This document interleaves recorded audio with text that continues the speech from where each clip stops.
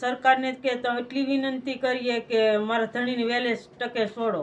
અમારા નાના નાના બાર છે. હવે પાકિસ્તાન જેલમાંથી કાગળ આવ્યો, મારા સમાચાર મીડિયામાં આપો, મારી મદદ થઈ શકે.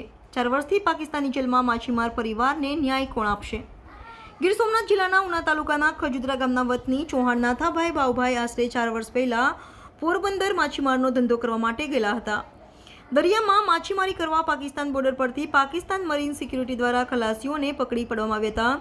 ત્યારબાદ આજ દિન સુધી ચૌહાણ નાથાભાઈ વતન પરત આવ્યા નથી. નાથાભાઈની ધર્મપત્નીએ વધુમાં જણાવ્યું હતું કે મારા પતિની પાછળ જે લોકો પકડાયા હતા તે છૂટા થઈ ગયા, ઘરે આવી ગયા છે.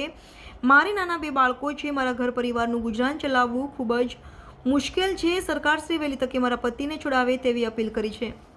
કાગળ ચિઠ્ઠીમાં વધુ ઉલ્લેખ કરાયો છે કે 56ની છાતીવાળા, લાલ આંખવાળા, બતાવાવાળા ગરીબોની સરકાર કહેવાવાળા આજે ગરીબ માછીમારોને ભૂલી ગયા છે.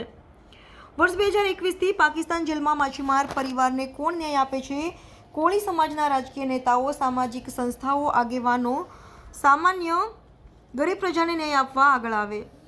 સંવાદદાતા વિજય સોલંકી, દીવ મિરર ન્યૂઝ, દીવ. અમે ખજુદરા ગામના રહેવાસી છે. મારું નામ ભીખીબેન છે ને મારા ધણી 4 વર્ષથી પાકિસ્તાનમાં છે. સરકારને કે તો એટલી વિનંતી કરીએ કે મારા ધણીને વહેલે ટકે છોડો. અમારા નાના નાના બાર છે. હવે અમે ક્યાં મજૂરી કરવા જઈએ? કેટલા બાળકો છે તમારા? 2 છે. કેટલા વર્ષથી પાકિસ્તાની જેલમાં છે? 4 વર્ષ થશે. હજી નથી છૂટા? નહીં. એની સાથે જે પાકિસ્તાનમાં પકડાઈ ગયેલા હતા એ છૂટીને આવ્યા? હા, એ છૂટીને આવ્યા, પણ મારા ધણીને એ નથી આવતા. ઉનામાં જે મિટિંગો ભરાય માછીમારોને જ્યારે બોલાવે ત્યારે તમે જતા? એટલી ખબર હોય તો અમે જઈએ ને. બરાબર, ખબર જ નથી. નહીં. કેટલા બાળકો છે તમારા? 2 છે. 2 બાળકો. અત્યારે શું કરો ઘરે? અટાણે કાંઈ નહીં, અમે મજૂરી કાંઈક કરતા નથી. નાના નાના છોકરા છે, ઘેર લઈને બેઠીશ. સરકાર પાસે શું માંગ છે તમારી? અને કે વહેલે કરતે મારા ધણીને છોડાવો.